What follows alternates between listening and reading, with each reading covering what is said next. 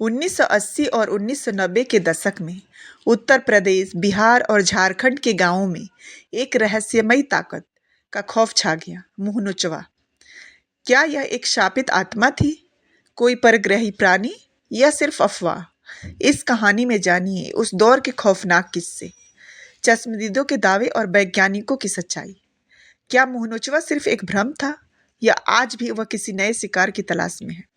मुंहनोचवा एक डरावनी सच्ची घटना या अफवाह? यह कहानी 1980 और 1990 के दशक की है, जब उत्तर प्रदेश, बिहार और झारखंड के कई गांवों में मुंहनोचवा नाम के एक रहस्यमयी प्राणी का आतंक था।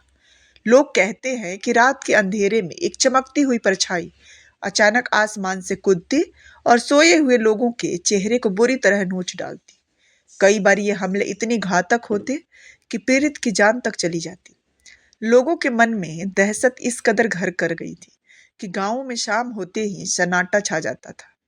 दरवाजे बंद कर लिए जाते, खिड़कियों को रस्सियों और लकड़ियों से जाम कर दिया जाता और लोग एक दूसरे के साथ रहने लगे ताकि इस रहस्यमयी ताकत का सामना किया जा सके।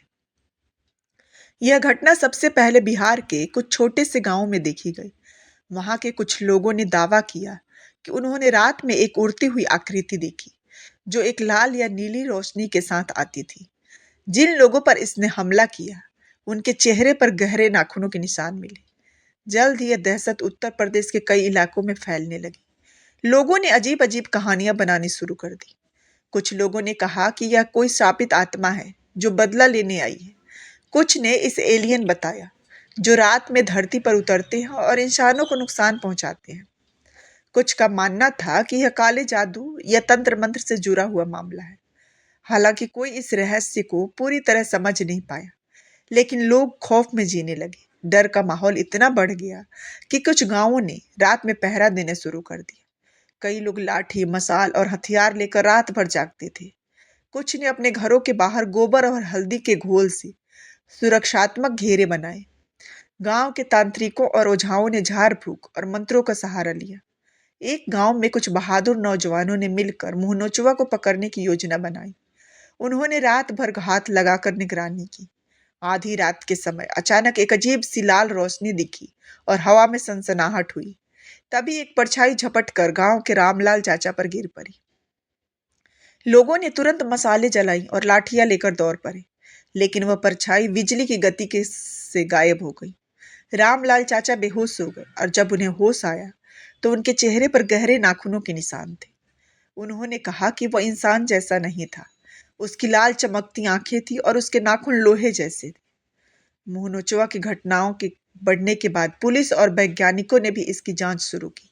उन्होंने पाया कि कई मामले सिर्फ अफवाह और डर की वजह से थे। गांव में फैली दहशत की वजह से लोग रात में अजीबोगरीब चीजें देखने लगे थे। कुछ मामले मानसिक भ्रम के थे। जब बहुत सारे लोग एक ही डर से ग्रस्त हो जाते हैं, तो वे ऐसी चीजें देखने लगते हैं जो असल में मौजूद नहीं होती। कुछ जगहों पर जंगली जानवरों का हमला भी इसे बढ़ावा दे रहा था। वैज्ञानिकों ने कहा कि कुछ लोगों पर हमला चमगादड़, उल्लू या बंदरों ने किया होगा, लेकिन डर के कारण इसे मुंहनोचवा का नाम दे दिया गया।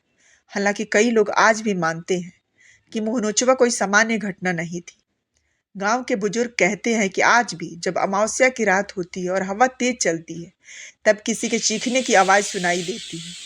सरकार और पुलिस ने धीरे धीरे इन अफवाहों को शांत कर दिया, लेकिन कई गांवों में लोग अब भी इस डर को मानते हैं। कुछ लोग कहते हैं कि यह सिर्फ अंधविश्वास था, जबकि कुछ का मानना है कि मुंहनोचवा आज भी कहीं न कहीं किसी नए शिकार की तलाश में है। आपका क्या मानना है? क्या यह सिर्फ अफवाह थी या कोई सच्ची डरावनी शक्ति? अगर आपको यह कहानी पसंद आई तो इसे अपने दोस्तों के साथ शेयर करें और बताएं कि क्या आपने भी ऐसा कोई अनुभव सुना या देखा है।